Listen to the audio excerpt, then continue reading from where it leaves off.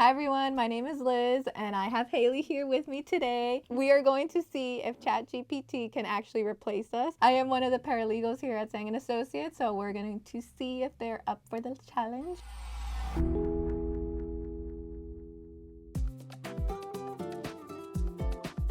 It's AI and it's not going to be like emotional human responses. And usually when you write an affidavit, you're kind of like, I love this person so much.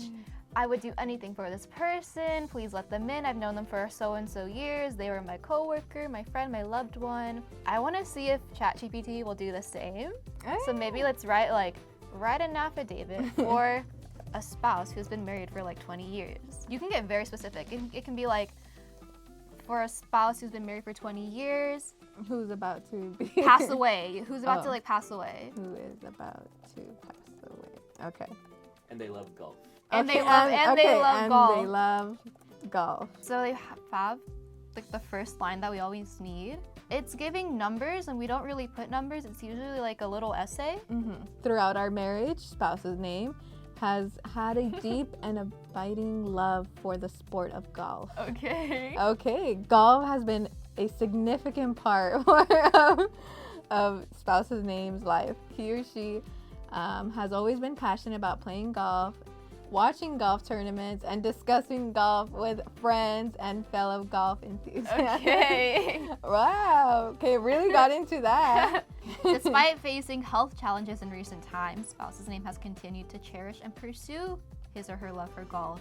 I affirm that this affidavit is provided in support of spouse's name, love for golf. Okay. If you were to put this in like an I-601A, yeah, they'd be like, are you married to your wife or husband or to golf? It could put a red flag in your case. Yeah.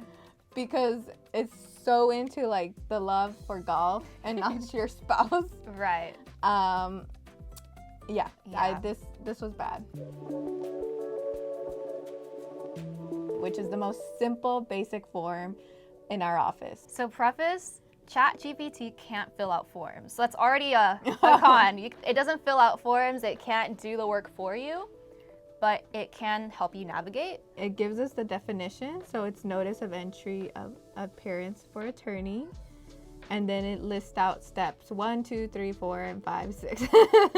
It's listing out a lot. Okay. Yeah. So we're going to give it a little bit more of a difficult task. So it's giving us the I-45 filing fee, the I-130 filing fee, biometrics. Oh, it added medical exam, attorney fees, and then other expenses. I feel like it's very general. Yeah.